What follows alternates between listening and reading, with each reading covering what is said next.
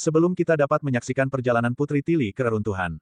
Adegan beralih ke kota raja di mana kita melihat beberapa orang di luar tembok kota. Orang-orang ini tampaknya adalah pengungsi yang menderita kutukan yang sama seperti wabah yang disebarkan oleh wanita gereja. Eko merasa sangat kasihan mereka karena orang-orang ini adalah pengungsi dari wilayah timur yang tidak mendapatkan kesempatan untuk menaiki kapal yang berlayar kembali ke kota perbatasan dan gereja bahkan tidak repot-repot memberi mereka obat dan hanya mengusir mereka untuk mati. Kumis tipis memutuskan untuk mengumpulkan semua orang yang masih bisa bergerak dan memberitahu Lady Eko untuk membawa mereka ke tempat yang aman. Dia dengan cepat menggunakan suara ajaibnya mengumumkan bahwa dia datang untuk menyembuhkan mereka di bawah komando pemimpin wilayah barat Roland Wimbledon. Dia meyakinkan orang banyak yang putus asa bahwa kapal mereka ada di dermaga di mana orang-orang memiliki obat untuk menyembuhkan semua orang secara gratis. Si kumis tipis kagum melihat bagaimana suaranya mencapai suara semua orang meskipun dia bahkan tidak berbicara dengan kata-kata. Orang-orang dengan cepat bersemangat mendengar berita ini dan berdiri bahkan wanita yang menderita penyakit itu bangkit karena ingin diselamatkan. Dia berjanji akan pergi ke wilayah barat jika itu berarti disembuhkan. Si kumis tipis menyeringai senang dan memberi tahu semua orang bahwa mereka dapat membawa keluarga mereka juga. Beberapa saat kemudian kita melihat sekumpulan kulit air berisi obat. Para prajurit dengan cepat memberi tahu para pengungsi yang berkumpul untuk meminum obat di dalam botol dan mereka akan segera disembuhkan tanpa berpikir dua kali. Orang-orang yang putus asa mengambil kulit air dan menenggak air sambil melakukannya. Seorang prajurit berkhotbah bahwa rumor tentang penyihir yang menyebarkan wabah ini adalah omong kosong yang disebarkan oleh gereja yang dimaksudkan untuk membuat orang mengemis dan berlutut di depan gereja. Dia memberitahu mereka bahwa Roland tidak hanya menyediakan obat tetapi dia bahkan tidak menagih satu tembaga pun untuk itu. Semua orang tercengang dan sulit mempercayainya karena ini terasa terlalu baik untuk menjadi kenyataan. Tetapi kemudian salah satu yang sakit parah wanita itu berkata dia sudah merasa lebih baik setelah minum ramuan itu dan bekas-bekas di tubuhnya telah hilang. Kerumunan menjadi liar dengan kegembiraan dan sorak-sorai memenuhi udara saat mereka merayakan keselamatan mereka. Prajurit itu kemudian menjelaskan bahwa Roland Wimbledon sedang sibuk mengembangkan wilayah barat dan membutuhkan sekelompok orang untuk membantu membangun rumah pertanian dan mengaspal jalan. Katanya mereka yang setuju pindah ke sana akan mendapatkan makanan dan tempat tinggal.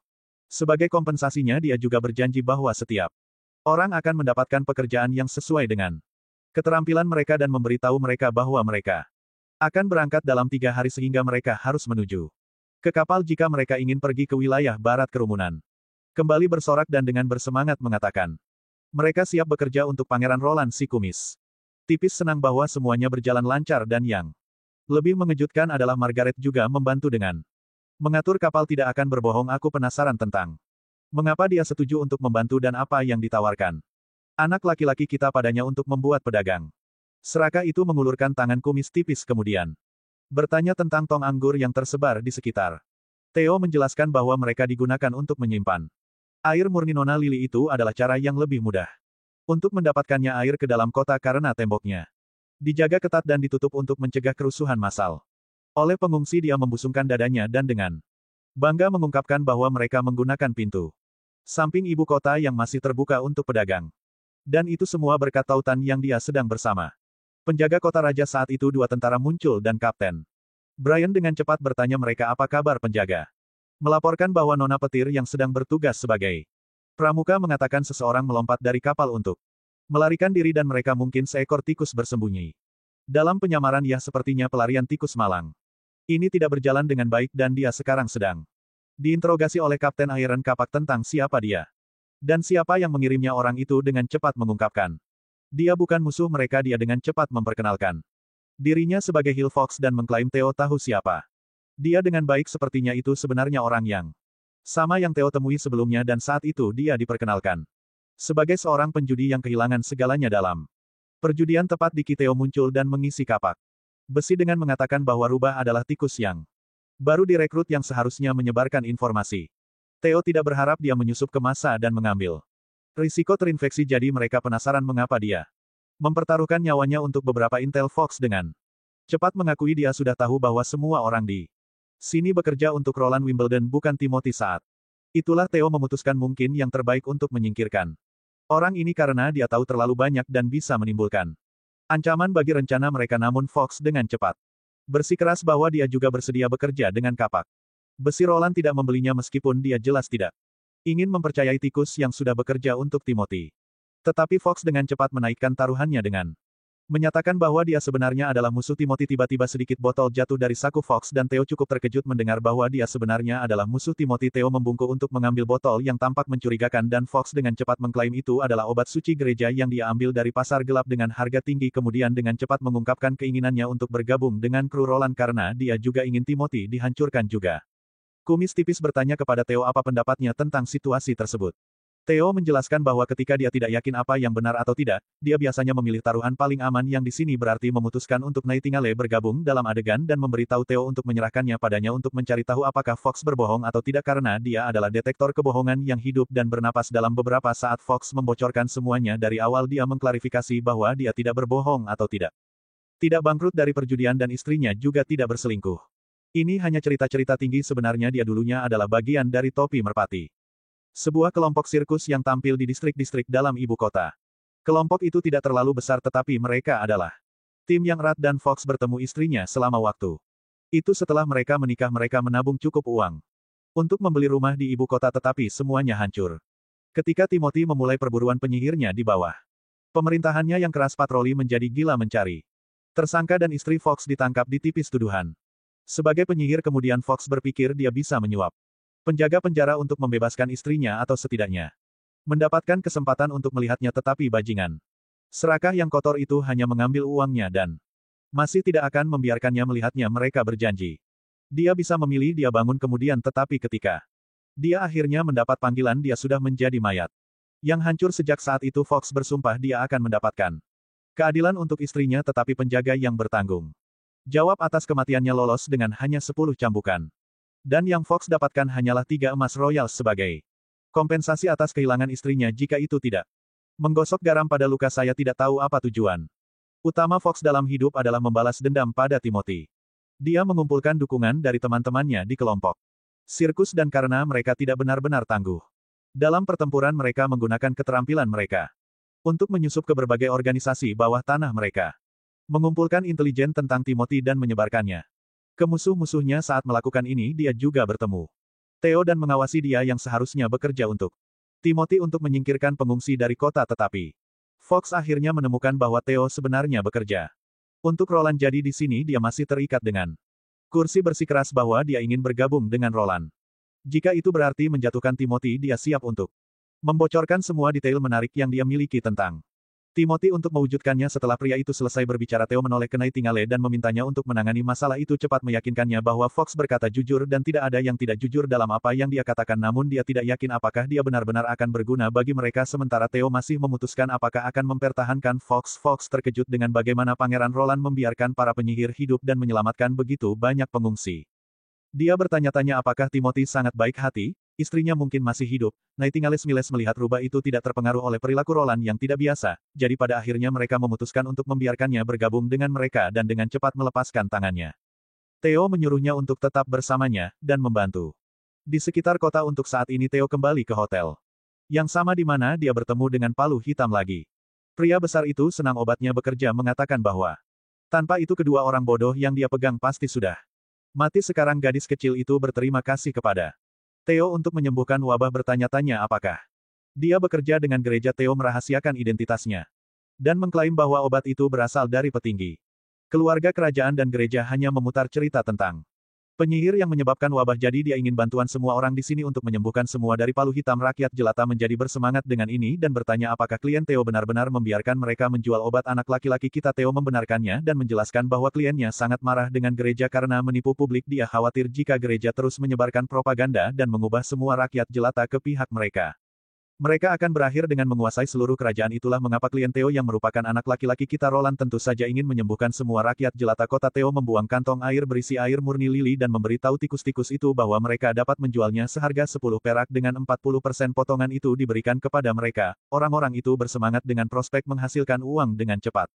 Theo menjelaskan bahwa dia menyelundupkan obat-obatan senilai hampir 5 hingga 6 ribu, jadi jika mereka menjual semuanya, mereka bisa menghasilkan banyak uang. Dia juga menunjukkan bahwa dia tahu mereka mungkin mencoba menjual obat dengan harga yang lebih tinggi untuk menegaskan maksudnya.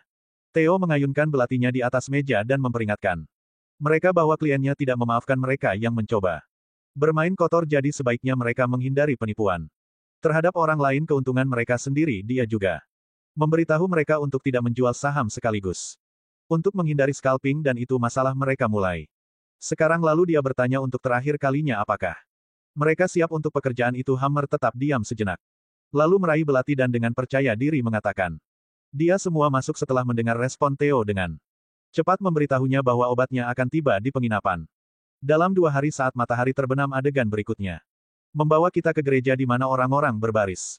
Di hadapan seorang pendeta seorang pria duduk di atas lututnya dan memberi tahu pendeta bahwa seluruh keluarganya telah tertular wabah dan dia sangat membutuhkan obat.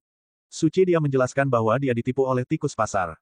Gelap ketika dia mencoba membeli obat dan sekarang yang tersisa untuk dia tawarkan hanyalah telur kecil. Pendeta mengambil telur tapi tidak sebelum memberikan orang itu pandangan tegas. Dia mengatakan kepadanya bahwa dia akan dihukum karena tidak mempercayai gereja dan mencoba membeli obat dari pasar gelap Sadi. Kemudian pendeta memerintahkan dia untuk berdiri untuk mencari pengampunan. Pendeta mengatakan dia bahwa dia harus mengabdikan sisa hidupnya untuk gereja.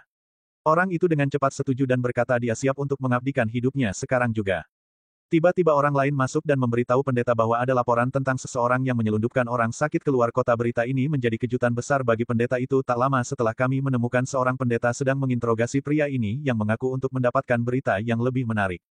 Pendeta menjanjikan orang ini bahwa jika informasinya benar, dia akan diberi hadiah obat suci atas bantuannya. Needle A kemudian dengan cepat menjelaskan bahwa ada kapal di sungai komersial di luar kota khusus untuk mengirim orang sakit. Bahkan lebih menghujat lagi adalah mereka punya cara untuk menyembuhkan wabah setan, katanya para prajurit. Menyuruh orang sakit minum air aneh yang membuat bintik hitam mereka cepat hilang. Para prajurit dari wilayah barat ini juga menawarkan makanan dan tempat berteduh bagi siapa saja yang pindah ke sana memperburuk keadaan. Ada penyihir di antara orang-orang ini. Penyebutan penyihir mengguncang pendeta itu sampai ke inti dan perlu mengonfirmasi. Dia bahkan melihat satu terbang di udara. Seorang pendeta menggertakkan giginya pada wahyu ini. Sementara yang lain bertanya berapa banyak orang yang ada di pihak mereka dan apakah Needle yakin mereka adalah tentara bayaran yang dipekerjakan oleh para pedagang. Needle A agak membenarkannya dengan mengatakan mereka tidak mengenakan baju besi apapun, tidak memiliki kuda dan hanya dipersenjatai dengan tombak kayu dan mengklaim bahwa mungkin ada kurang dari 100 dari mereka. Pendeta melemparkan sebotol obat ke arah jarum A yang setelah melihat hadiahnya datang padanya dengan cepat menambahkan bahwa ada juga rumor bahwa seluruh hal ini diatur oleh penguasa kota Bord yang ingin mengembangkan tanahnya. Pendeta memberikan alat peraga yang membutuhkan untuk info tersebut, tetapi sebelum orang malang itu bahkan dapat menikmati hadiahnya, tenggorokannya ditusuk oleh belati dari belakang meninggalkannya menggeliat kesakitan dan penyerangnya adalah sosok teduh dalam jubah. Setelah Nidi meninggal, pendeta junior bertanya kepada seniornya apakah dia benar-benar membeli barang yang Nidi katakan. Pendeta senior mengatakan dia perlu memeriksanya tetapi menduga ada beberapa kebenaran di dalamnya. Dia berencana untuk menempatkan 2 pramuka di tembok kota untuk mencari tahu apa yang terjadi. Pendeta memberikan misi kepada juniornya menginstruksikannya bahwa jika memang ada tentara bayaran dan penyihir di dermaga, dia harus membeli semua obat yang dijual tikus di sekitar kota. Dia takut jika orang-orang dari Border Town terus menyebarkan obat mereka tidak akan ada yang tunduk pada gereja lagi. Sedangkan untuk para penyihir, pendeta memutuskan untuk menyerahkan tugas itu kepada sosok misterius yang dikenal sebagai tanpa wajah. Itu berubah wajah tanpa wajah itu bukanlah orang biasa. Ketika pendeta menyuruhnya untuk kembali ke bentuk asli, lelaki tua itu dengan cepat berubah menjadi wanita cantik yang memukau, memancarkan kecantikan dan keanggunan. Seorang penyihir yang tak terbantahkan. Tampaknya dia memiliki kesukaan khusus pada pendeta dan meyakinkannya bahwa dia akan mengurus bagian pekerjaannya kembali. Di tembok kota kelompok kami melakukan pekerjaan yang hebat untuk mengeluarkan semua pengungsi di dekat Andale. Memberi tahu Lady Echo bahwa operasi sejauh ini telah berhasil dan semua orang harus dapat menangkap kapal-kapal itu. Saat matahari terbenam, Lady Echo tampak agak jauh. Ketika Nightingale bertanya apa yang ada di sana, pikirannya dia bilang dia hanya kagum. Dia menjelaskan bahwa sebelum dia dijual ke ibu kota dia mengalami banyak kesulitan. Dia pikir orang-orang di Grey Castle sangat kejam karena dia berasal dari gurun, tapi dia menyadari bahwa mereka tidak begitu berbeda dari orang-orang di kota pasir besi. Menanggapi, Nightingale mengingatkannya bahwa ada orang baik juga dan menunjuk Roland Wimbledon sebagai contoh yang cemerlang. Saudari Echo kemudian bertanya apakah Nightingale benar-benar berpikir pangeran dapat mengubah banyak hal. Dia percaya tidak masalah jika orang berasal dari daratan gurun atau jika mereka penyihir. Dia hanya ingin semua orang hidup bebas dan bahagia. Nightingale memberinya senyum meyakinkan dan berkata dia berharap penemuan aneh dan senjata aneh sang pangeran akan membuat perbedaan. Wanita Echo bercanda tentang seberapa besar Nightingale mempercayainya, tetapi Andale hanya tersenyum kembali. Echo berbagi keyakinannya sendiri pada sang pangeran dan berharap untuk melihat wilayah selatan dalam damai sekali lagi sementara kapak besi ada di dinding sambil mengawasi semua orang. Dia tidak bisa tidak memperhatikan bahwa organisasi Tikus bersiap-siap untuk mengepung mereka. Theo menjelaskan bahwa ini sudah bisa diduga sejak awal karena tikus-tikus bawah tanah ini memiliki nyawa yang cukup rendah yang tidak dikenal karena menyimpan rahasia untuk diri mereka. Sendiri dia yakin mereka mengawasi mereka di bawah perintah dari seseorang yang lebih tinggi. Kapak besi hanya mengangkat bahu kekhawatiran mengatakan dia tidak peduli tentang mata-mata acak di kam mereka tetapi tidak ingin penjualan obat mereka turun. Theo meyakinkannya bahwa dia mengawasi dengan ketat krunya dalam penjualan obat-obatan sehingga dia tidak akan ada di sekitar untuk mengucapkan selamat tinggal saat mereka berangkat menuju Kapten Kota Perbatasan. Kapak besi memberikan senyum manis dan berkata jangan khawatir mereka akan menyusul ketika pangeran sendiri datang untuk mengklaim ibu kota saat malam tiba. Kita melihat penyihir itu lagi mengawasi kru, dia memanfaatkan kesempatannya. Menerjang satu dari tentara dengan belati sebelum dia bisa bereaksi dia menggorok lehernya meninggalkannya mati di tanah dia kemudian melepas pakaiannya dan menyamarkan dirinya dalam seragam prajurit saat Lightning berjalan kembali ke kam dari patrolinya. Pertanyaan pertama Wendy adalah tentang situasi saat ini. Situasi petir melaporkan bahwa kapak besi telah membawa tim infanteri keluar untuk menangani tikus-tikus. Nona Eko memberikan petir air dan Lily menggerutu karena tidak mandi selama berhari-hari. Yang dia inginkan sekarang adalah kembali ke rumahnya dan menikmati kemewahan dari pancuran rumahnya yang bergelembung. Pencahayaannya hampir tersedak airnya dan tidak dapat menahan diri untuk tidak menggoda Lily karena terdengar seperti elit yang manja terutama karena dia membenci bangsawan sementara para gadis sedang bercanda. Penyihir yang menyamar sebagai prajurit biasa itu menerobos dia berharap bisa berbaur tanpa masalah tapi Nightingale tidak bisa dibodohi dengan mudah. Dia dengan cepat muncul di belakang penyihir yang menyamar dengan laras senjata yang menempel di kepalanya dan menuntut untuk mengetahui siapa dia sebenarnya. Penyihir itu mencoba untuk mempertahankan kepura-puraannya dengan mengklaim bahwa dia adalah Ford yang bertanggung jawab atas patroli tetapi Nightingale tidak mempercayainya. Omong kosong dengan cepat menunjukkan bahwa dia belum pernah melihat seorang pria dengan sihir di dalam dirinya sebelumnya. Nightingale menyadari bahwa pria ini bukan sembarang pria. Dia adalah seorang penyihir yang menyelinap masuk atau penyihir pria yang sangat langka. Dia yakin dia bukan Ford yang dia klaim dengan penyamarannya terbongkar. Sang penyihir memutuskan untuk melakukan serangan. Dia menerjang Nightingale dengan belati tapi Nightingale menghindar dengan mudah. Sang penyihir kemudian mengalihkan perhatiannya ke Lily yang bertujuan untuk menusuknya. Wendy melompat di depan untuk melindungi Lily dan wanita itu langsung mengayunkan belatinya. Nightingale mengambil tindakan dan melepaskan tembakan yang mengenai dada penyihir Square. Penyihir itu pingsan dengan satu peluru dan saat dia jatuh dia kembali ke bentuk aslinya saat dia berbaring di tanah mengambil napas terakhirnya. Dia diliputi oleh kenangan pendeta Heather yang membawanya masuk dan memberinya nama Afra. Kenangan itu membuatnya menitikkan air mata sementara semua orang bergegas ke Wendy memeriksa apakah dia terluka. Wendy meyakinkan mereka bahwa dia baik-baik saja dan belati itu bahkan tidak menyentuhnya. Ternyata dia mengenakan baju besi dibuat oleh pahlawan kita yang mungkin menyelamatkannya dari luka serius. Sementara itu Lily masih terguncang dan hampir menangis. Terlihat ketakutan dari panggilan dekat dia kemudian menyerang Wendy memberitahunya untuk tidak terburu-buru. Dalam bahaya seperti itu lagi Wendy menghibur Lily. Dengan menepuk dia di kepala menjelaskan bahwa dia hanya terjebak dalam momen itu dan melompat di depan. Bila untuk melindunginya alih-alih menggunakan sihir. Anginnya saat mereka mengobrol dan saling menghibur. Keajaiban petir mengapa penyihir itu menyerang mereka. Sejak awal tidak masuk akal baginya mengapa sesama penyihir akan berbalik melawan mereka. Nightingale masuk dan memberitahu petir bahwa wanita ini tidak seperti mereka. Malam ini adalah malam terakhir bagi semua orang di sini sebelum menuju ke kota perbatasan dan malam itu tikus mencoba untuk meluncurkan serangan diam-diam. Besar itu sudah diantisipasi dan pada akhirnya angkatan darat pertama kita telah satu prajurit tewas dan 4 lainnya terluka. Setelah itu senapan terus menembak. Dan pertempuran berakhir tanpa pertempuran jarak dekat. Tikus-tikus berhamburan ke dalam malam dan dengan perjalanan rombongan kami yang akan dilakukan keesokan paginya. Tidak perlu mengejar mereka 4 prajurit yang terluka. Menerima pertolongan pertama dari Lily dan pendarahan. Mereka dihentikan. Mereka juga menemukan prajurit yang meninggal di tangan penyihir di sebuah ladang. Dia adalah prajurit yang meninggal jauh dari rumah jadi dia diberi pemakaman yang terhormat dan semua orang mengungkapkan rasa hormat dan duka yang mendalam karena itu kekalahan pertama pertempuran debut Angkatan Darat di tanah asing. Tidaklah sukses tetapi juga bukan kegagalan. Dengan berat hati semua orang mempersiapkan perjalanan mereka kembali ke laut. Nona Tilly akhirnya memulai perjalanannya. Dengan pengelana ini si pria pirang menjelaskan bahwa ada pulau yang tak terhitung jumlahnya di Teluk dan tidak ada yang pernah sedekat ini dengan perbatasan mereka sebelumnya. Semakin jauh ke timur mereka pergi semakin aneh cuacanya dan pulau-pulaunya tetap sama jadi dia tidak yakin seberapa aneh mereka mungkin menjadi. Putri Tilly bertanya apakah dia menyiratkan bahwa dia belum pernah ke sana sebelumnya meskipun reputasinya sebagai penjelajah terkenal. Hanya sedikit yang berani menyeberangi Pulau Inferno dan melanjutkan perjalanan timur dan si pirang ini. Diduga salah satu dari mereka si pirang menertawakannya. Dengan mengatakan itu hanya dongeng tinggi yang dibesar-besarkan. Dia sudah mendengarnya berkali-kali sebelumnya sambil menyalakan cerutunya. Si Pirang Explorer menjelaskan bahwa jiwa-jiwa pemberani dari Bay Head East setiap tahun sulit untuk temukan sesuatu yang baru karena badai yang dahsyat dan kabut yang tiba-tiba membuat pelayaran menjadi sangat sulit. Sementara Ash mengungkapkan dalam pikirannya bahwa Explorer yang hebat ini hilang 2 tahun yang lalu. Banyak orang mengira dia meninggal dalam kecelakaan, tetapi dia sebenarnya berada di Pulau Tidur. Dia membuat angkatan laut peta dan berangkat untuk menemukan reruntuhan lainnya. Wanita Tili telah memutuskan untuk bekerja dengannya untuk menjelajahi reruntuhan, dan sejak dia bekerja dengannya, pria ini tidak pernah membicarakan tentang 2 tahun.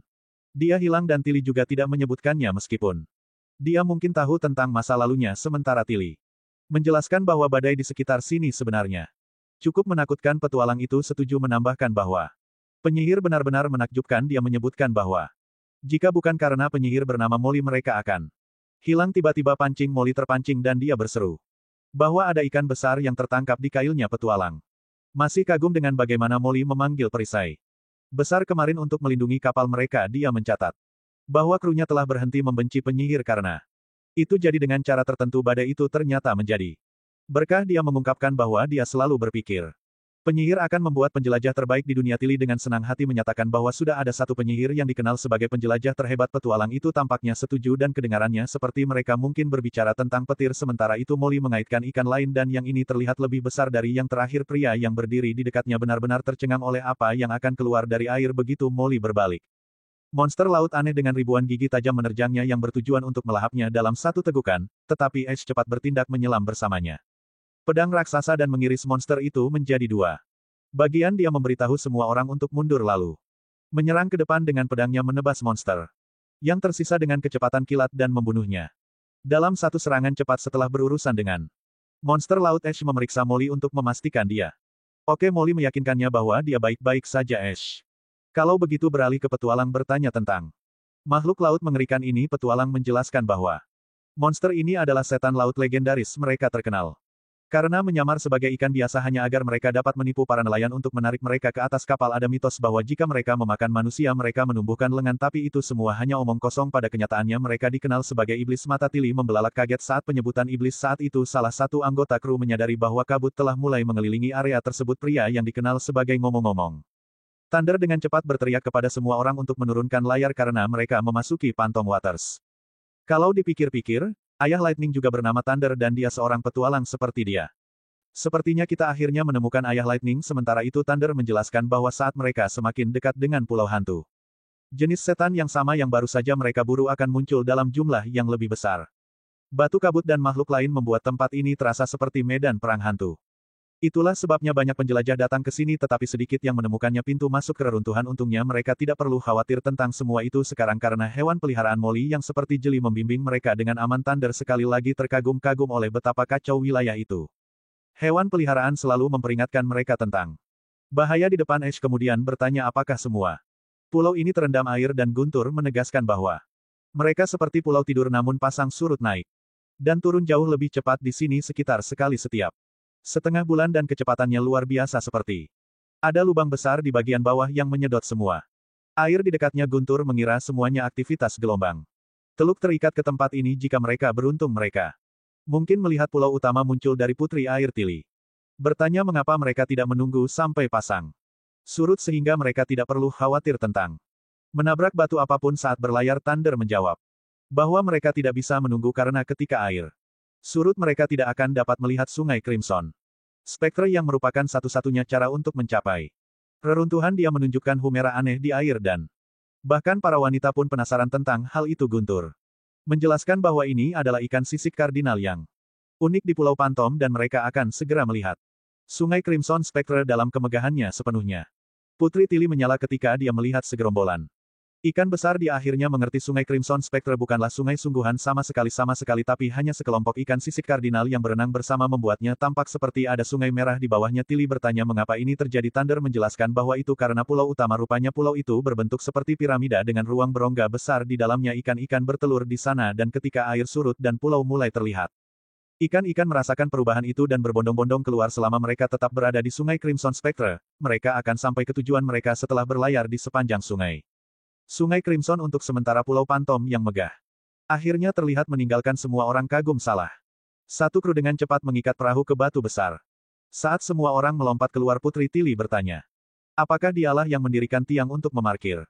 Kapal Thunder menjelaskan bahwa tiang-tiang itu sudah ada di sini ketika dia pertama kali menemukan tempat itu dan mungkin dipasang oleh siapapun yang membangun.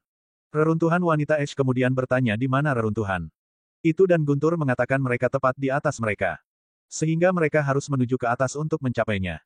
Saat mereka berjalan melalui tempat seram, Guntur memperingatkan semua orang bahwa ada jebakan yang dimaksudkan untuk menjaga penjara keluar, tetapi karena perangkap telah terendam begitu lama, dia menebak mereka mungkin tidak bekerja lagi. Satu-satunya masalah adalah mereka memiliki pendakian yang panjang di depan sehingga mereka harus berhati-hati agar tidak kehabisan stamina. Putri Tili tampaknya cukup takut dengan Eri jalan setapak sepertinya. Tili bukan penggemar kegelapan, tapi untungnya Nona Ash selalu mendukungnya dan siap membimbingnya melewati bayangan. Sekali lagi setelah melintasi jalan setapak sempit, mereka akhirnya mencapai sebuah pintu. Ketika mereka membukanya dan melangkah masuk, mereka mendapatkan pandangan pertama mereka di perpustakaan dari dalam. Saat Tili mulai menjelajah, Ash dengan cepat memberitahunya untuk berhenti, memperingatkan bahwa itu mungkin berbahaya.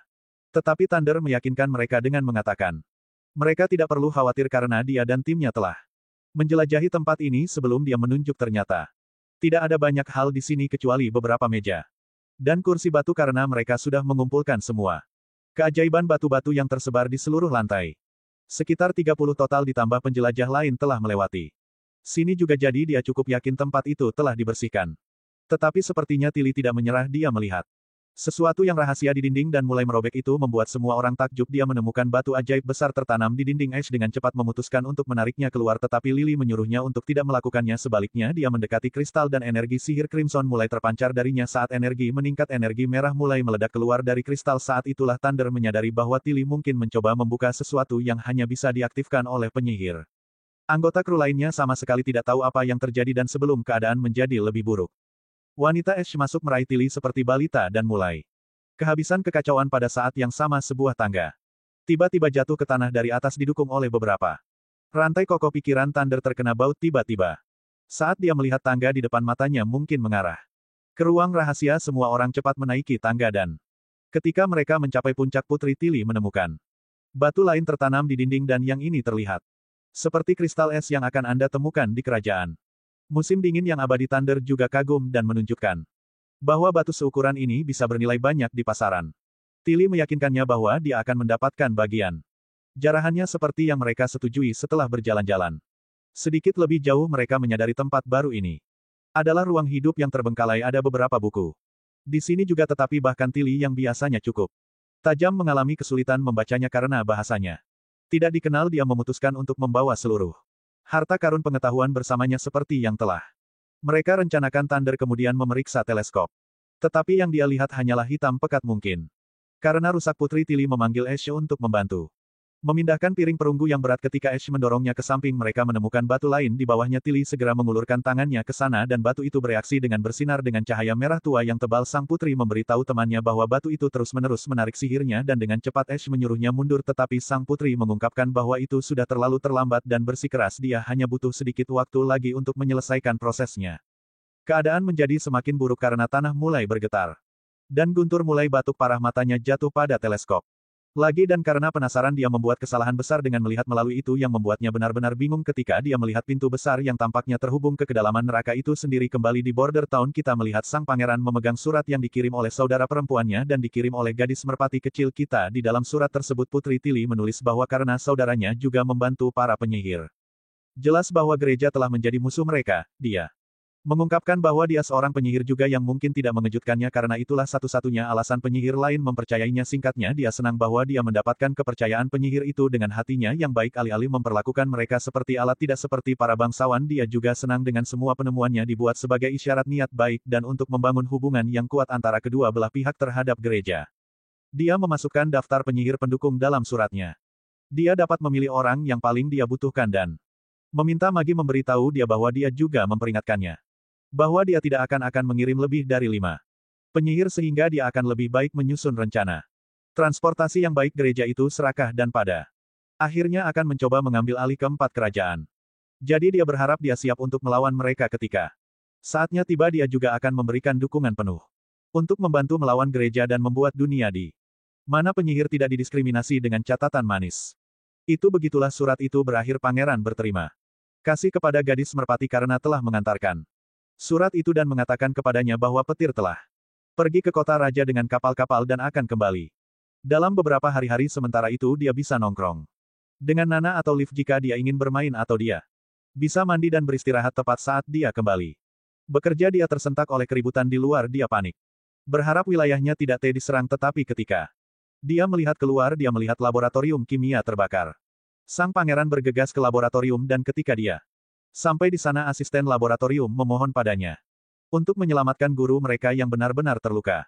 Dan mungkin tidak akan berhasil. Roland menenangkan semua orang dengan mengatakan dia sudah mengirim seseorang untuk membantu dan mereka akan tiba di sini dalam beberapa menit. Di sementara dia ingin memeriksa gurunya. Wajah alkemis tua itu babak belur dan baik Knight Carter maupun sang pangeran kesulitan menelan keterkejutan mereka ketika mereka menyadari luka-lukanya berasal dari asam yang dilepaskan oleh ledakan itu. Dokter berkata, mereka sudah melakukan pertolongan pertama dan menghentikan pendarahan, tapi dia khawatir lukanya mungkin tidak tertolong. Tidak membuang waktu, pangeran dengan cepat memberitahu pengawalnya Shaun untuk membawa Nana secepatnya.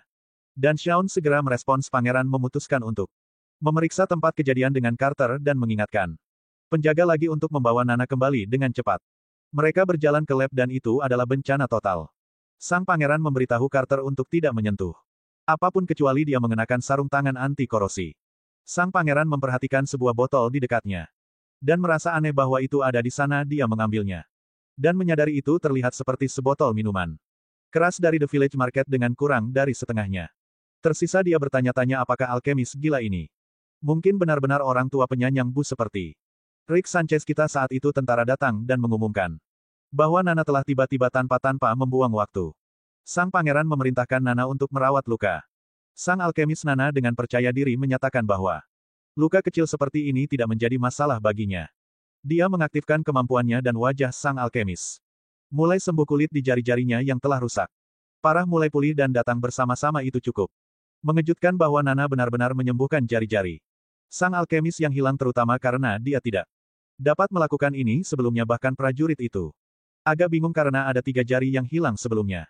Tetapi sekarang semuanya sembuh. Sang pangeran bertanya pada Nana sejak kapan dia bisa melakukan ini. Sebagai tanggapan, gadis itu menjelaskan bahwa dia menemukan kemampuan ini sekitar seminggu yang lalu. Dia bereksperimen dengan ayam dan menyadari dia tidak memerlukan anggota tubuh yang terputus untuk menambalnya sekali lagi dengan tubuh. Jika dia cukup memfokuskan sihir, anggota tubuh yang hilang akan tumbuh kembali dengan sendirinya. Dia dengan bangga menyebutkan bahwa dia bisa melakukan keajaiban ini berkat apa yang diajarkan pangeran di kelas tentang tubuh manusia yang terdiri dari sel-sel cedera atau anggota tubuh yang diamputasi seperti sel-sel yang hilang, dan karena sihir dapat memperbaikinya kerugian, dia yakin itu akan berhasil. Anggota tubuh yang diamputasi juga merupakan tugas yang sedikit menguras tenaga, tetapi menumbuhkan kembali jari dapat dikelola, sementara meregenerasi seluruh lengan lebih menantang. Setelah sang alkemis sembuh sepenuhnya, dia membuka matanya dan tersentak bangun. Dia dengan cepat melaporkan bahwa dia akhirnya menciptakan apa yang ditugaskan pangeran. Membuatnya penasaran. Sang pangeran bertanya apakah dia berbicara tentang Merkurius yang mengamuk. Sang alkemis mengonfirmasi dengan jawaban iya. Yang panik, dia menjelaskan bahwa katalis yang hilang ternyata adalah alkohol. Pada awalnya dia mencoba lusinan bahan yang berbeda, tetapi tidak ada yang berhasil. Setelah rentetan nasib buruk ini, dia membeli alkohol untuk membangkitkan semangatnya dan teringat dari buku kimia bahwa alkohol adalah produk organik dan bahan penting untuk beberapa reaksi. Dia mengekstrak alkohol dari minuman keras dan melakukan tes baru yang secara mengejutkan berhasil pada percobaan ke-6. Dia mengoceh tentang beberapa detail ilmiah yang tidak penting saat ini. Singkatnya, saat bereksperimen dengan alkohol, dia secara tidak sengaja bersenang-senang, bukan jenis yang menyenangkan tapi yang cukup brutal. Pangeran cukup senang dengan penemuannya, tapi dia juga cukup sedih dan memberitahu sang alkemis untuk tidak jangan melakukan hal yang beresiko seperti ini. Aksi untuk waktu berikutnya karena dia bukan Rick. Sang pangeran memberitahu sang alkemis tua bahwa jika bukan karena Nana, dia pasti sudah mati. Sekarang mata sang alkemis berbinar karena takjub dan dia bertanya apakah para penyihir dapat menyembuhkan luka yang disebabkan oleh eksperimen. Ketika dia mendengar jawabannya, dia menjadi sangat liar dengan kegembiraan gembira bahwa dia sekarang dapat bereksperimen tanpa khawatir tentang kematian pangeran. Dan Nana agak bingung tentang bagaimana menangani lelaki tua yang hiruk-pikuk itu, tetapi kemudian pikiran Roland mulai berpacu tentang eksperimen sukses mereka yang membuatnya menyeringai lebar karena dia punya ide bagus untuk membuat primer cartridge peluru, semua berkat Mercury Fulminate Discovery. Tetapi sebelum dia dapat menyelami eksperimennya yang mengasyikkan, Sang pangeran memiliki beberapa tugas penggaris yang membosankan untuk ditangani dan dia tidak terlalu senang tentang itu tepat ketika sang pangeran berharap untuk memiliki waktu luang untuk bereksperimen.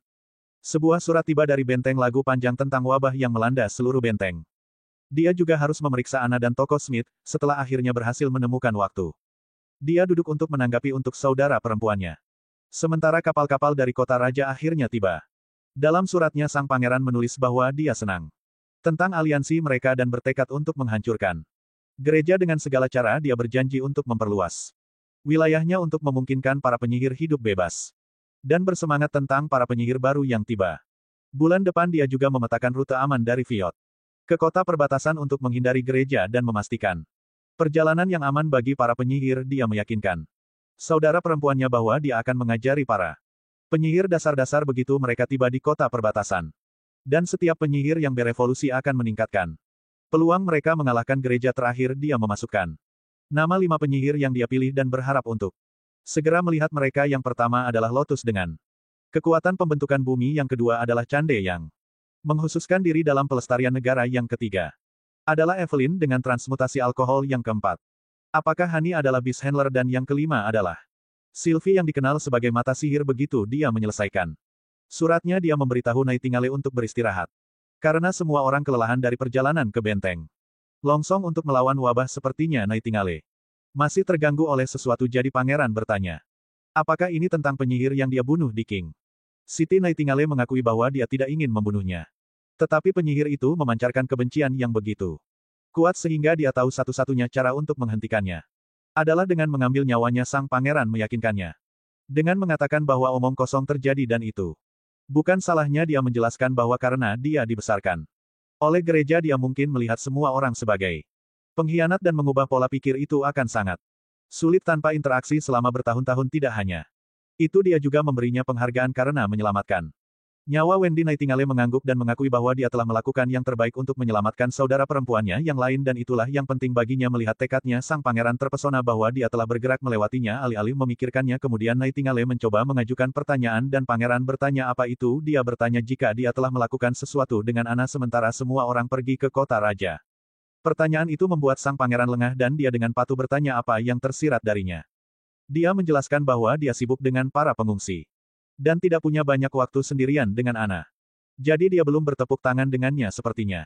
Dia lupa bahwa Nightingale dapat melihat kebohongan. Dan dia tidak malu untuk menunjukkannya. Kemudian dalam gerakan yang mengejutkan, dia menciumnya dalam-dalam. Setelah ciuman bibir mereka yang intens, dia mengatakan bahwa jika pangeran ingin menjadi dengan Anna, dia baik-baik saja dengan itu. Yang dia inginkan hanyalah tetap di sisinya. Sang pangeran benar-benar malu, tersipu dan tersenyum tipis dengan kata-kata terakhirnya. Nightingale mulai larut dalam kabutnya meninggalkan pangeran sendirian. Adegan beralih ke Anna yang sedang sibuk menyiapkan beberapa jamur saat dia berjalan-jalan. Nightingale tiba-tiba muncul di belakangnya. Anna menawarkan jamur ke Nightingale dan menjelaskan dia membuat makanan ringan untuk pangeran. Magi memetik jamur ciuman burung ini dari hutan berkabut hari ini dan mereka sangat segar karena pangeran telah bekerja sangat keras akhir-akhir ini. Pikirnya beberapa makanan ringan akan menjadi suguhan yang menyenangkan. Anna bertanya apakah malam Andale ingin mencobanya. Setelah dia selesai, malam Andale bertanya apakah Anna dapat menunjukkan padanya cara membuatnya. Dan Anna sangat senang untuk mengajarinya. Kedua wanita itu mulai memasak. Groove Anna menempatkan jamur di piring setelah dibersihkan dengan sedikit saus-saus. Untuk mengeluarkan rasa mereka, dia memanggangnya sampai warnanya berubah menjadi keemasan dan mereka berdua menikmati waktu memasak mereka bersama. Saat mereka memasak, Anna bertanya kepada seniornya apakah dia merindukan Pangeran. Nightingale terdiam dan terlihat sangat malu. Anna meyakinkannya bahwa dia tidak satu-satunya yang merindukannya karena semua orang yang pergi ke kota raja merasakan hal yang sama, memperhatikan perilaku burung bulbul yang tidak biasa. Si junior bertanya ada apa. Nightingale hanya berkata tidak apa-apa, tetapi mengakui bahwa dia juga merindukannya. Anna kemudian menunjukkan bahwa jika dia berada di tempat burung bulbul, dia akan sangat ingin bersatu kembali dengan Pangeran. Nightingale menjadi sedikit muram mendengar ini, tetapi kemudian Anna mengembalikannya ke saat itu, mengingatkannya bahwa jamur akan terbakar setelah selesai. Nightingale menggigitnya dan menganggapnya lezat. Anna bisa berhenti memuji betapa menakjubkannya jamur ini ketika dimasak tepat setelah selesai. Anna membawa sepiring jamur panggang sempurna kepada pangeran. Dia menyebutkan bahwa Nightingale membantu memasak tetapi merasa sedikit canggung, jadi dia tidak ikut pikiran Pangeran melintas kembali untuk ciuman dengan Nightingale. Dan dia sejenak ketakutan mencoba untuk fokus dia mengambil. Jamur masih memikirkan ciuman itu dan langsung menggigitnya. Ada ledakan rasa di mulutnya, dia menjadi benar-benar gila seperti dia berada di anime Food Wars jamurnya. Sempurna, asin sempurna dan memiliki tekstur lembut. Yang membawa rasa ke tingkat berikutnya sang pangeran. Bertanya apakah ada lebih banyak jamur ini, Ana mengatakan. Mereka bisa memanen lebih banyak karena Magi hanya melakukan satu perjalanan dan membawa kembali sekantong besar yang dia sebutkan ingin memasak beberapa sayuran. Juga karena dia bosan makan daging, dia mengambil jamur lain dan begitu dia menggigitnya wajahnya menjadi pucat. Dia terkena gelombang garam yang luar biasa dan air mata mulai mengalir tanpa sadar karena rasa asinnya. Ana dengan menawan menjelaskan bahwa kumpulan ini dibuat oleh Nightingale yang benar-benar memperhatikan setiap langkah. Sang pangeran dapat mengetahui jamur ini berasal dari Nightingale terutama karena mereka sedikit kikuk, tetapi menawan dia merenungkan bagaimana dia menghabiskan sebagian besar hidupnya mengerjakan cetak biru dan tidak pernah benar-benar memiliki kesempatan untuk menikmati hal-hal sederhana seperti ini membuatnya tidak yakin bagaimana menanggapi perasaan mereka.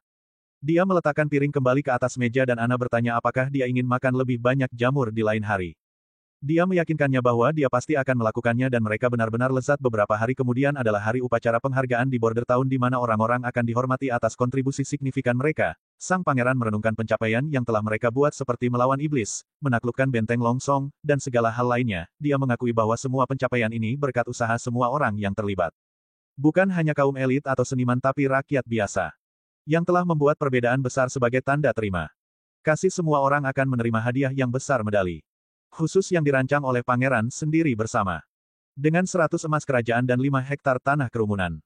Bersorak di prospek hadiah sementara sang pangeran memulai upacara dengan mengundang kapak besi Panglima Angkatan Darat Pertama ke panggung saat Saudari Eko menyanyikan lagu yang indah untuk menambahkan sentuhan khusus pada upacara. Kapak besi tampak sangat cemas di depan seluruh orang banyak sementara sang pangeran memuji kapak besi atas misi suksesnya seperti mengawal orang dari kota raja dan kapak heroik lainnya. Kapak besi tampak gugup tetapi ketika logam itu diletakkan di dadanya kerumunan meledak dalam tepuk tangan dan bersorak sekali lagi untuk komandan mereka sambil berusaha keras mengendalikan demam panggungnya. Kapak besi memberikan penghormatan terakhir berlutut di hadapan pangeran dan dengan gugup membenturkan kepalanya ke lantai sambil berterima kasih kepada pangeran atas pengakuan dan penghargaan yang menurutnya tidak pantas dia dapatkan. Saat dia berjalan pergi, Night Carter dan penasihat tua itu memperhatikan kebahagiaan sejati bersinar di wajah kapak besi. Orang berikutnya yang dipanggil adalah Kyle Chi, ilmuwan gila terkenal yang melakukan perjalanan jauh dari kota Redwater. Semua orang terkejut bahwa seseorang dengan kedudukannya telah datang ke border tahun setelah meninggalkan pusat alkimia Redwater. Pangeran Roland menjelaskan bahwa meskipun Sei tidak berpartisipasi dalam pertempuran, peningkatan berkelanjutannya dalam senjata api memainkan peran penting dalam kemenangan mereka. Dia juga meluangkan waktu sejenak untuk melenturkan brosur laboratorium kimia yang menyebutkan bahwa mereka merekrut orang-orang yang telah menyelesaikan pendidikan dasar orang tua. Itu tampaknya sangat kesal karena dia ditarik dari lab karena ini, tetapi pangeran meyakinkannya bahwa itu adalah peluang besar untuk mendapatkan lebih banyak bantuan untuk lab. Begitu berkembang mereka akan memiliki kru yang lebih besar yang disebut kimia 201. Suasana hati lelaki tua itu cerah dan dia mulai menundukkan kepalanya dengan rasa terima kasih. Berikutnya adalah Nana yang sedang diberi penghargaan atas pekerjaan penyembuhannya saat dia melangkah ke panggung kerumunan.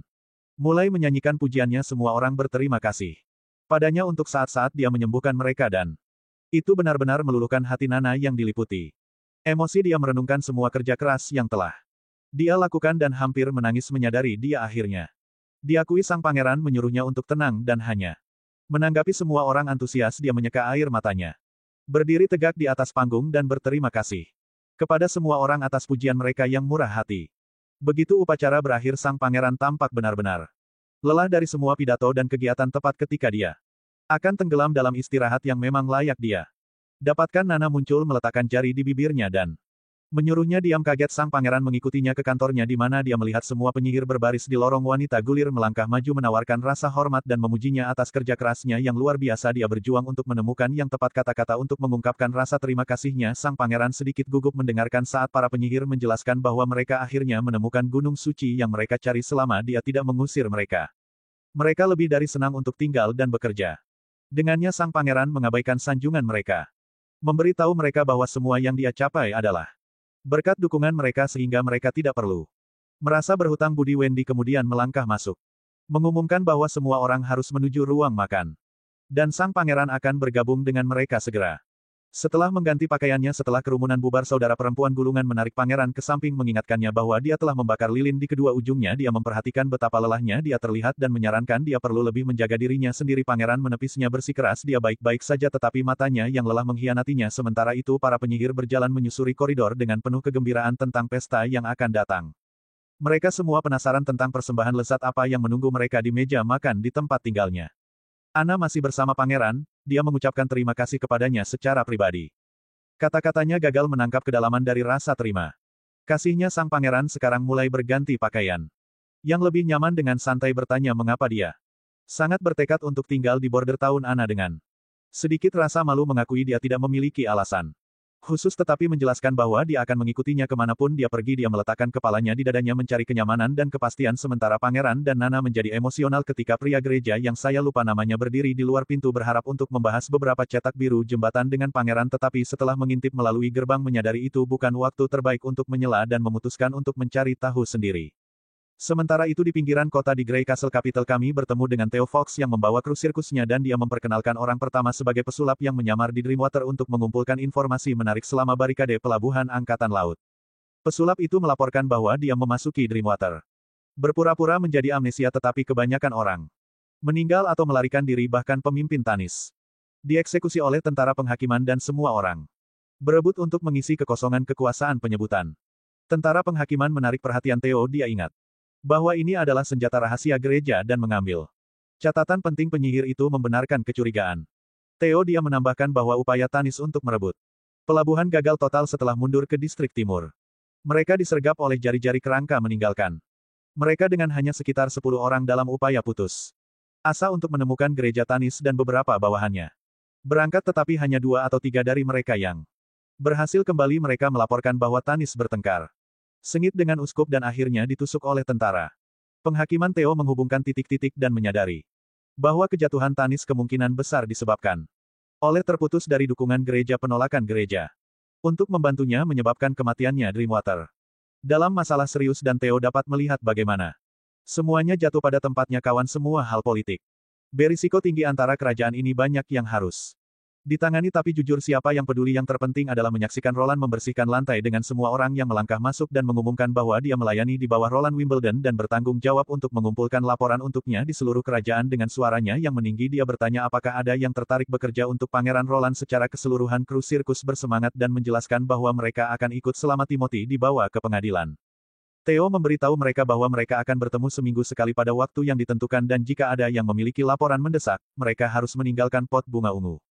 Di pintu mereka akan mengetuk 3 kali panjang kemudian terlalu pendek. Semua orang setuju dan Theo mengingatkan mereka bahwa informan yang baik menjaga identitas mereka tetap tersembunyi sehingga mereka harus tetap bersikap rendah hati. Dia memberitahu mereka untuk bekerja sama dan mereka akan memastikan Timothy turun. Theo bertanya apakah ada yang ingin menambahkan sesuatu.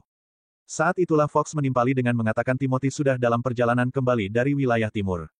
Dia berbagi rumor dari Malet Hitam bahwa Timothy tampaknya merekrut banyak tikus ke dalam pasukannya. Janjinya adalah ini tikus bisa menjadi warga negara bebas jika mereka bergabung, dan beberapa anggota jari kerangka telah pergi ke ibu kota untuk memeriksanya.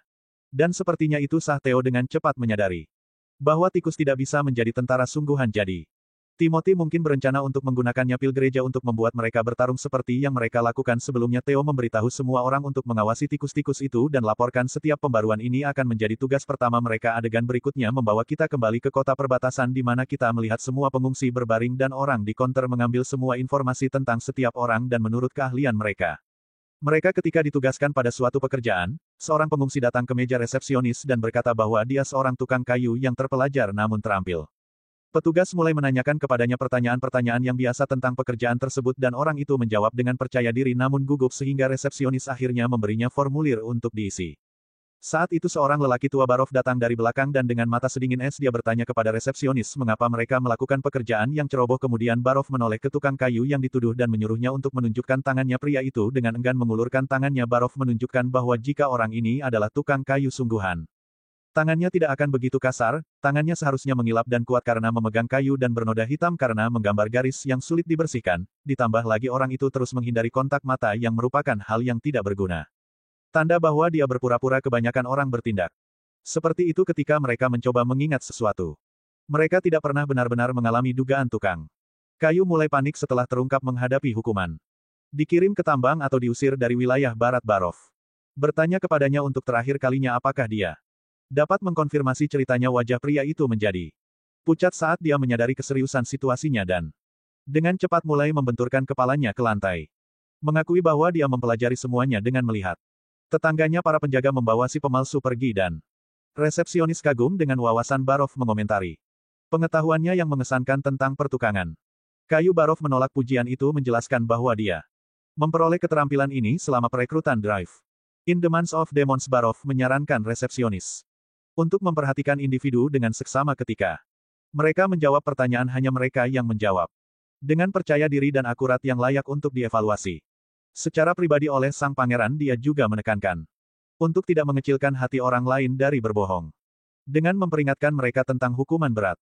Di kantor, Barov melaporkan kepada pangeran bahwa setiap pengungsi mahal dan jika mereka tidak bekerja di Border Town, setidaknya selama 1 dekade mereka tidak akan mengimbangi biaya yang dikeluarkan untuk membawa mereka ke sini. Pangeran mengungkapkan rencananya, mengakui bahwa butuh waktu 3 hari untuk memproses 6.000 pengungsi yang saat ini tinggal di kota itu ketat, jadi dia akan memprioritaskan 1.500 pengrajin terampil terlebih dahulu. Pengungsi lain tanpa keterampilan harus tinggal di luar tembok selama 2 atau 3 bulan lagi. Sang pangeran memerintahkan Bar untuk pergi menampung semua pengrajin terlepas dari apakah mereka sudah menikah atau belum, memastikan mereka setidaknya mendapatkan kamar. Barov bertanya apa yang harus mereka lakukan dengan rumah-rumah cadangan setelah menampung para pengrajin. Pangeran menjawab bahwa mereka harus menyewakannya, memberi para pengungsi alasan untuk bekerja keras dan menabung untuk membeli rumah atau terus menyewanya. Pangeran kemudian bertanya berapa banyak orang yang tersisa sejak upacara di mana mereka memperkenalkan para penyihir kepada semua orang-orang. Tua itu melaporkan bahwa 0 penduduk desa asli dan hanya 6 pekerja pertanian yang pergi. Ya, sepertinya itu kemenangan bagi pangeran kita. Dengan mencatat bahwa rencananya untuk mendirikan teater telah meyakinkan banyak orang untuk menerima para penyihir, namun lelaki tua itu menambahkan bahwa 110 pengungsi telah pergi karena ketakutan mereka terhadap para penyihir. Meskipun mereka dirawat oleh para penyihir yang sama yang didapat lelaki tua itu, semuanya bekerja dan menyarankan untuk mengeksekusi semuanya karena tidak menunjukkan kepercayaan pada pangeran mereka dan mencegah mereka kembali ke gereja. Tapi pangeran menggelengkan kepalanya sambil menunjukkan bahwa pengikut gereja yang benar-benar garis keras mungkin ada di antara 300 pengungsi yang bertahan di ibu kota bahkan dengan wabah yang mereka hadapi.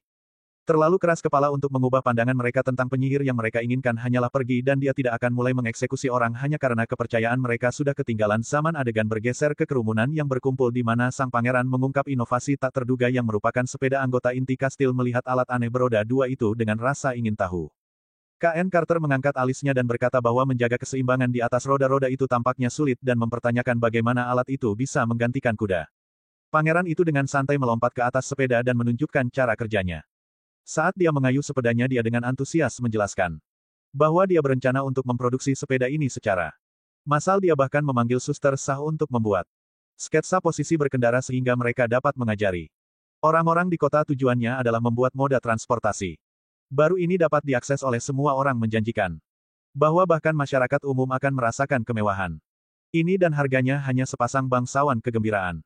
Sang pangeran menular dan dia jelas ingin melihat sepeda menjadi pemandangan umum di Border Town. Tak lama setelah Night, Carter memutuskan untuk mencoba sepeda itu sendiri. Dia benar-benar terkesan dengan desain ramping dan mengendarainya dengan senyum lebar. Bertanya adik sah jika dia yang menggambar untuk posisi menulisnya. Dia mengangguk bangga dan mata Carter melebar ketika dia melihat lukisan dirinya yang detail dan tampan. Saat semua orang menikmati waktu mereka dengan penemuan baru, Pangeran Roland memperhatikan dengan senyum puas. Dia kemudian mengalihkan perhatiannya kembali kepada alkemis Kyle yang siap untuk terjun ke proyek besar. Berikutnya sang pangeran menjelaskan bahwa ia akan membutuhkan lebih banyak asam daripada yang dapat diproduksi oleh laboratorium saat ini. Untuk menyelesaikan ini, ia berencana untuk merancang sistem kimia yang akan menghasilkan asam secara efisien dan dalam jumlah besar. Kyle terlihat bingung karena belum pernah mendengar sistem seperti itu sebelumnya. Roland menjelaskan bahwa itu akan melibatkan beberapa mekanisme reaksi dengan produk yang mengalir terus-menerus selama mereka terus memberinya bahan dasar. Kyle tertarik tetapi mengakui bahwa itu wilayah baru baginya. Dia siap untuk tantangan itu dan bertekad untuk mewujudkannya. Roland juga menyebutkan rencananya untuk memperluas ketiga lab lagi di dekat sungai Redwater bulan depan dan mendatangkan staf yang berkualifikasi untuk menjaga semuanya berjalan lancar. Di luar, lelaki tua itu terjatuh Saat dia mencoba sepeda untuk pertama kalinya dia membersihkan dirinya sambil garis bawah, dan bergumam tentang bagaimana dia menjadi terlalu tua untuk hal semacam ini sementara itu Pangeran Roland sedang berpikir keras merenungkan kemajuan persenjataan hingga terobosan terbaru mereka. Dengan fulminat merkuri baru yang sedang dimainkan, dia membutuhkan asam nitrat berasap dalam jumlah besar. Karena labnya saat ini tidak dapat memenuhi permintaan, dia mempertimbangkan untuk meminta bantuan Suster Lucia. Karena satu-satunya cara untuk memenangkan perang yang akan datang melawan gereja dia akan membutuhkan lebih dari beberapa meriam dan senjata api karena dia tenggelam. Dalam pikiran-pikiran ini dia meraih beberapa ikan kering untuk dimakan sebelum dia bahkan bisa mendapatkan gigitan Nightingale muncul dan nakal memasukkan sepotong ikan goreng ke dalam mulutnya. Gerakannya tidak terduga dan diterima dengan hangat menariknya keluar dari perenungannya. Yang dalam adegan beralih keluar di mana pangeran memperkenalkan dirinya kepada anak-anak kecil ini dan memberi selamat kepada mereka karena telah menyelesaikan pendidikan dasar dan menjadi lulusan pertama kota itu. Anak-anak sangat gembira bisa berbicara langsung dengan pangeran dan kegembiraan mereka tidak terukur. Dia memuji Carl von Bate atas peran pentingnya dalam pendidikan mereka dan mengumumkan bahwa setiap orang akan menerima hadiah yang besar berdasarkan kinerja mereka terlepas dari pilihan karir. Anak-anak bersorak dan merayakan gembira dengan prospek masa depan yang cerah dan mulai bermimpi tentang gaji baru mereka dan sepeda yang akan segera dapat mereka kendarai. Mereka dengan gembira mendiskusikan melamar posisi di balai kota, membayangkan kehidupan yang lebih baik di masa depan. Sang pangeran kemudian memutuskan untuk membagikan gelar dengan memerintahkan semua orang untuk maju ke depan ketika nama mereka dipanggil. Seorang gadis dengan main-main mendorong temannya untuk mengambil gelarnya terlebih dahulu.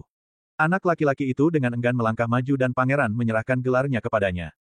Mengucapkan selamat kepadanya karena telah lulus, merasakan gelombang kepercayaan diri. Anak laki-laki itu mengungkapkan keinginannya untuk mendaftar di laboratorium kimia dan mengikuti jejak Kyle Sichi. Sementara itu kembali di kota suci, para uskup agung terlibat dalam diskusi panas tentang pendeta Roland. Main tercengang mengetahui bahwa wabah yang disebarkan gereja disebabkan oleh setan mikroskopis secara khusus dibiarkan untuk menjadi tidak terlihat. Dia tidak tahu bagaimana Roland berhasil untuk menyembuhkannya karena curiga dia mungkin menggunakan sihir penyihir. Alih-alih obat suci mereka juga membahas busur silang jarak jauh yang dimiliki pasukan Roland yang menembak tanpa henti. Pendeta utama ingat pendeta Tio menyebutkan busur silang ini sebelumnya karena dia ditempatkan di benteng lagu panjang wahyu ini juga menjelaskan mengapa Dukerian dikalahkan oleh rakyat jelata dari Border Town. Para pemimpin gereja bingung dan khawatir tentang pengaruh dan kemampuan Roland yang semakin meningkat. Seorang lelaki tua lainnya di gereja benar-benar terkejut mengetahui bahwa penyihir mereka yang dikenal sebagai tanpa wajah telah terbunuh. Dia yakin bahwa Heather akan marah ketika dia kembali dari ibu kota musim dingin abadi karena penyihir murni sangat langka dan sangat mahal untuk dibesarkan.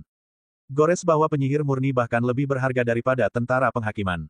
Lelaki tua itu benar-benar marah setelah mendengar bahwa tentara Timothy menyergap yang panjang lagu gereja, benteng dan membunuh pendeta kepala tempat itu. Jika Anda tidak dapat mengingat, ini terjadi ketika Timothy mengirim tentara-tentara itu untuk menyerang Border Town. Setelah membuat mereka meminum pil-pil gereja itu, pendeta Main dengan cepat menyadari bahwa Timothy hanya ingin mencuri pil-pil yang disimpan di gereja, namun dia masih tidak percaya keberanian Timothy untuk membunuh kepala gereja. Tetapi itu benar seperti yang saya ingat. Timothy memang mencuri 2000 pil itu dan memberikannya kepada pasukan rakyat jelata untuk menyerang Border Town. Setelah merenungkannya, pendeta utama dengan cepat mengerti bahwa Pangeran Roland sebenarnya berencana untuk mendapatkan kelompok pengungsi ini sebagai tenaga kerja murah. Dia dapat mengatur para penyihirnya untuk menyembuhkan mereka dan mengirim mereka ke wilayah barat. Lelaki tua itu setuju dengan mengatakan jika mereka tidak melawan Wolfart sekarang, gereja akan menghentikannya. Roland segera dan sebagian besar penyihir di wilayah barat pantas untuk disapu bersih, tetapi pendeta utama memberitahu orang tuanya untuk membaca surat ini sebelum menjadi marah. Orang tua itu benar-benar terpesona untuk menyadari bahwa sejumlah besar penyihir telah muncul di Teluk dan mereka telah menghancurkan semua gereja saat ini. Para pendeta masih tidak tahu tentang keterlibatan Putri Til dan bertanya-tanya apakah para penyihir bermigrasi dari daratan ke laut, tetapi pendeta utama hanya mengabaikan mereka dan berkata bahwa mereka berada jauh di lautan dan tidak akan mempengaruhi rencana besar mereka. Misi gereja saat ini adalah untuk memperoleh lebih banyak tanah dan tenaga kerja untuk memperluas penghakiman. Mereka tentara. Tampaknya para pendeta ini akhirnya menyadari Pangeran keempat yang dulu bodoh dan konyol ini sebagai ancaman terbesar bagi pendeta gereja Main. Telah memutuskan untuk memimpin 100 tentara-tentara penghakiman dan penyihir murni untuk secara permanen memusnahkan barat wilayah dan memutuskan untuk berurusan dengan para penyihir di laut. Kemudian orang tua itu terkejut dengan gagasan Main pergi sendiri, terutama karena pertempuran di Wolfart masih berlangsung dan Heather belum kembali dari musim dingin. Tetapi seolah-olah Diki, seorang prajurit, tiba dengan berita mendesak dari Heather. Rupanya armada besar telah berlabuh di Everwinter. Dan banyak musuh menyerang ibu kota ketika pesan itu dikirim. Dua gerbang kota telah hilang. Uskup Agung Heder saat ini mencoba untuk bertahan sebanyak yang dia bisa, tetapi ada terlalu banyak musuh dan mereka menggunakan pil berserker. Semua kapal mengibarkan bendera hitam yang sama. Armada Saleh Hitam Garcia Wimbledon. Adegan beralih ke Kastil Everwinter di mana Garcia telah mengambil kendali dan menangkap Heder. Garcia berdiri di kastil besar memberitahu Heder untuk mulai berdoa kepadanya Tuhan sebelum dia memulai pekerjaannya yang mengerikan. Dia berencana untuk memotong jari-jari dan anggota tubuh Heder satu persatu untuk membuatnya merasakan rasa sakit dan ketidakberdayaan yang dialami orang-orang keliru. Namun Heder tetap teguh, tidak menunjukkan tanda-tanda ketakutan atau kekhawatiran. Dia dengan menantang bertanya kepada Garcia apakah dia berencana untuk mengutuk dirinya sendiri dengan murka gereja. Atau jika dia bermaksud hanyut di laut selamanya tanpa pernah berlabuh. Garcia tampaknya tidak menyukai omong kosong ini dan hanya menjentikkan jarinya tepat di kaki. Para penjahatnya menjepit Heder ke tanah dan mengulurkan tangannya. Mereka melanjutkan untuk memotong jari-jarinya. Dengan efisiensi dingin mengiris mentimun saat rasa sakit mulai menguasai Heder. Wajahnya berubah dengan penderitaan meskipun siksaan yang tak henti-hentinya.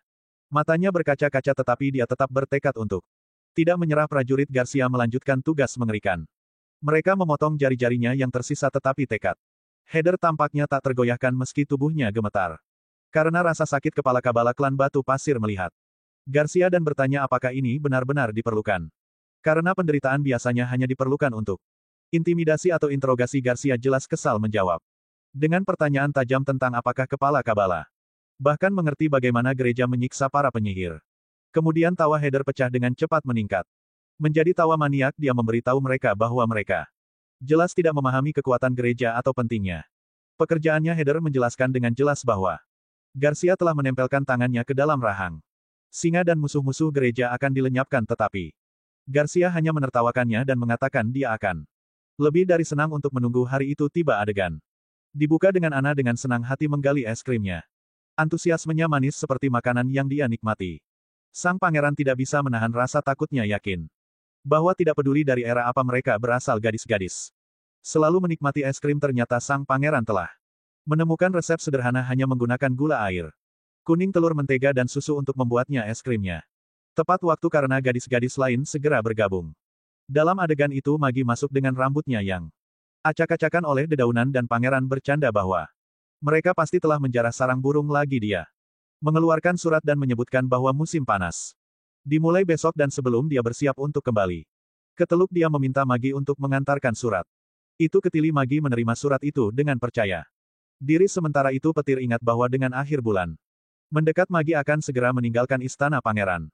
Kemudian memberikan petir sebuah misi mengungkapkan bahwa peta yang dia lihat adalah salah satu dia menggambar sendiri. Dia bertanya apakah dia ingat pantai dangkal di dekat pegunungan M. Petir dengan cepat menunjuk ke tempat di peta. Pangeran menyuruhnya untuk membawa Magi dan terbang ke sana, menancapkan dua bendera di tempat pantai bertemu pegunungan dan menandainya di peta yang mengarah ke Magi. Dia menjelaskan bahwa jika Tili setuju untuk mengirim para penyihir, Magi harus memandu kapal ke tempat ini di mana setiap orang dari Border Town akan menyambut mereka dengan balon udara. Petir menjadi gembira saat dia menyadari bahwa lebih banyak penyihir tampaknya akan segera bergabung dengan Border Town. Sang pangeran mengangguk dengan percaya diri mengatakan dia percaya pada saudara perempuannya. Dan bahwa dia akhirnya akan bergabung dengannya. Tak lama setelah kita melihat balon terbang di udara, semua gadis benar-benar kagum melihat bahwa mereka benar-benar terbang. Sang pangeran telah menamai balon itu The Overlook dan Ana memberikan semua pujian kepada Sah karena membantu melukis. Jika sang pangeran setuju, mengatakan bahwa daya rekat cat itu luar biasa karena cat itu harus melekat erat pada lapisan dasar untuk menopang balon sebesar itu. Jika tidak, cat itu tidak akan mampu menahan tekanan dan ketegangan. Sang pangeran dengan cepat mulai membayangkan bahwa karena dia telah memperoleh DC motor, dia bisa menggunakan air elektrolisis untuk membuat gas hidrogen. Tidak akan lama sebelum dia bisa membangun Zeppelin Airship yang terkenal. Selama dia bisa menemukan bahan ringan untuk rangka monster seperti ini, bisa terbang ribuan meter di atas tanah meskipun kelayakannya menjatuhkan bom dari ketinggian seperti itu dipertanyakan. Sungguh mengasyikkan untuk berpikir tentang menyerang kota suci gereja melalui darat, laut, dan udara yang digabungkan. Gadis-gadis itu memperhatikan pangeran tersenyum dan Lily menunjukkan bahwa dia mungkin bersemangat tentang prospek penyihir baru. Pangeran terus menyeringai dengan jelas menikmatinya. Kegembiraan kemungkinan baru. Wendy sementara itu terpesona bahwa Putri Tili dan teman-temannya berhasil mengumpulkan begitu banyak penyihir di Pulau Tidur. Sang pangeran mengangguk menambahkan bahwa Tili tidak hanya menarik penyihir dari kastil abu-abu, dia juga mengundang penyihir Dari 3 kerajaan lainnya dia bahkan berpikir dia mungkin pernah berunding dengan asosiasi penyihir tua di beberapa titik. Wendy menyebutkan bahwa cara mantan pemimpin mereka tidak pernah menyebutkan apapun tentang Tilly, tetapi pangeran menunjukkan bahwa jika cara telah mengungkapkan undangan Tilly tidak ada penyihir yang akan bergabung dengan pencarian cara untuk Gunung Suci. Wendy setuju mengatakan bahwa pergantian peristiwa yang tak terduga ini sebenarnya menguntungkan mereka. Mereka sekarang hidup dengan pangeran yang rendah hati sambil menikmati kehidupan yang cukup mewah. Lily yang selalu sombong menimpali, menyarankan bahwa penyihir Teluk mungkin lebih baik karena ada begitu banyak penyihir di sekitar membuatnya lebih mudah untuk berjalan melalui kota tanpa merasa cemas saat olok-olok mereka berlanjut dan tawa memenuhi udara, dan saat itulah perhatian Roland beralih ke sesuatu yang sedikit canggung. Dia tidak bisa tidak memperhatikan sepasang Hooters Wendy yang agak menonjol di kemudian hari. Pangeran duduk di kantornya merenungkan gagasan bahwa wanita dengan payudara besar sering mengalami sakit bahu dan itulah sebabnya bra diciptakan meskipun itu bukan fakta yang diverifikasi dengan baik. Dia pikir itu layak untuk dicoba untuk membuat beberapa pakaian dalam.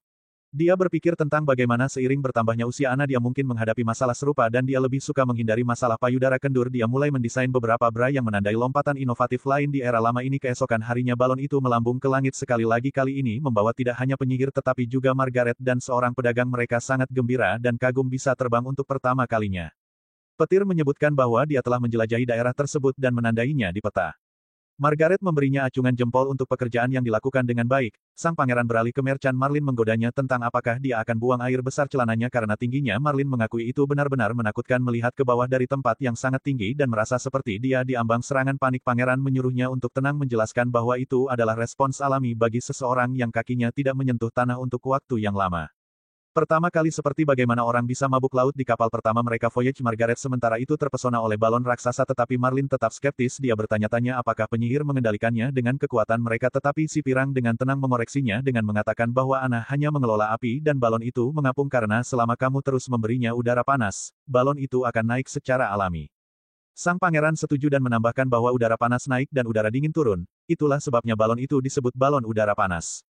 Mereka terus mengobrol tentang ini dan topik acak lainnya. Pada akhirnya, Margaret menyatakan minatnya untuk membeli beberapa balon udara dari pangeran. Dia menyebutkan bahwa balon tidak harus besar, cukup besar untuk membawa satu orang. Pangeran dengan cepat memahami apa yang Margaret maksudkan dengan balon-balon itu. Dia membenarkan bahwa jika dia memasang balon udara kecil ke kapal mereka, para pengintai akan dapat melihat bajak laut dari jauh karena bajak laut adalah ancaman yang jauh lebih besar bagi para pedagang daripada badai atau tornado. Pangeran menyeringai dan memberitahunya bahwa harganya tidak akan murah. Itu akan menjadi ribuan royals emas. Margaret setuju untuk membayar 1000 royals emas untuk satu balon. Sekarang juga dia berjanji bahwa jika balon menjadi populer setiap pedagang di Teluk akan bersemangat untuk membeli satu atau dua untuk diri mereka sendiri. Pedagang lainnya mengangguk kesepakatan yang mencatat bahwa meskipun dia belum sepenuhnya terbiasa idenya, namun jelas bahwa ini bisa menjadi alat eksplorasi penting bagi persekutuan pedagang bulan sabit jika sang pangeran dapat membuatnya. Dia yakin semua orang di Teluk akan ingin membelinya bahkan jika itu berarti membayar premi. Sang pangeran dengan cepat mulai menghitung potensinya keuntungan dengan menyadari bahwa markupnya hampir 500% dari estimasi produknya cost plus karena dia berencana menggunakan gas hidrogen untuk membuat balon mengapung. Pelanggan perlu membawa balon tersebut kembali ke border town untuk mengisi ulang tagihan. Sehingga menciptakan sumber pendapatan lain, dia hampir bisa melihat dirinya berenang dalam Golden Royals dari balon-balon ini. Saya ingat ketika seluruh anggaran kota hanya beberapa ratus emas royals dan sekarang dia hampir menghasilkan ribuan hanya dari satu balon. Seperti yang dapat Anda bayangkan, dia berjabat tangan. Dan dengan cepat menyegel kesepakatan. Sementara itu, kembali di Viot Ash terkejut bahwa Roland memilih salah satu penyihir yang dikenal sebagai Sylvie. Dia bertanya-tanya apakah Roland tidak khawatir akan terungkap. Mengingat Sylvie dapat dengan mudah mendeteksi kebohongan. Dan melihat melalui identitas palsu Putri Tilly, namun juga keluar dari lingkaran dan berspekulasi bahwa mungkin Roland tidak peduli untuk menyembunyikan identitasnya dan hanya ingin untuk bekerja sama dengan mereka dengan jujur. Ash kemudian mengemukakan kemungkinan lain bagaimana jika Roland benar-benar saudara laki-lakinya dan jika memang begitu dia mungkin tidak khawatir tentang kemampuan Sylph sama sekali. Putri Tilly berpikir itu adalah peluang kecil karena dia mengenal saudara laki-lakinya dengan baik. Roland Wimbledon tidak akan pernah melawan gereja demi para penyihir. Dia selalu lebih baik dalam menghindari tantangan atau masalah dan dia bahkan protes ketika raja mengirimnya ke border town, lalu bertanya apakah mengirim para penyihir ke barat benar-benar diperlukan. Tilly meyakinkannya bahwa itu sangat baik, baiklah. Tapi Ash mengingatkannya bahwa Sister Lotus adalah salah satu penyihir terpenting di Pulau Tidur tanpa kemampuan transformasinya akan sulit untuk memperbaiki rumah lumpur yang rusak atau membuat perubahan signifikan. Pada geografi Pulau Sister Honey juga penting. Dia bisa memimpin Hawk untuk menangkap ikan, memastikan semua orang menikmati makanan laut yang lezat. Ash menyarankan untuk menolak permintaan tersebut dan menukar beberapa penyihir yang kurang berguna sebagai gantinya saat. Itulah kesabaran Putri Tilly menipis. Dia berdiri dengan dramatis dan dengan dingin memberitahu Ash bahwa dia mengirim para penyihir ke Border Town untuk membentuk aliansi dan tidak akan mengacaukan kesempatan ini. Dia mengingatkannya bahwa mereka sedang menciptakan tempat perlindungan untuk semua penyihir dan dia lebih suka tidak melabeli siapapun sebagai berguna atau tidak berguna. Ash dengan cepat berlutut meminta maaf karena mempertanyakan niat sang Putri Tilly mengingatkan temannya bahwa Roland memilih para penyihir ini dari ratusan termasuk Evelyn dan Lilin yang seharusnya paling tidak berguna. Dia bertanya mengapa Roland akan memilih mereka jika mereka benar-benar tidak berguna. Dia yakin bahwa bekerja dengan para penyihir ini akan membantu mereka memahami pilihan Roland dan bagaimana dia berencana untuk menggunakan kekuatan mereka. Tilly menjelaskan bahwa penyihir bukan hanya alat dan memperingatkan Ash untuk tidak mengatakan hal seperti itu lagi. Ash mengakui kesalahannya dan setuju. Tilly juga ingin buku-buku yang mereka temukan di reruntuhan diuraikan secepat mungkin. Dia merasa tidak nyaman setelah kunjungan terakhirnya ke reruntuhan dan mendengar bahwa asosiasi lama dimulai di kota Bris dengan reruntuhan di hutan timur. Dia berharap jika teks-teks dalam buku cocok dengan yang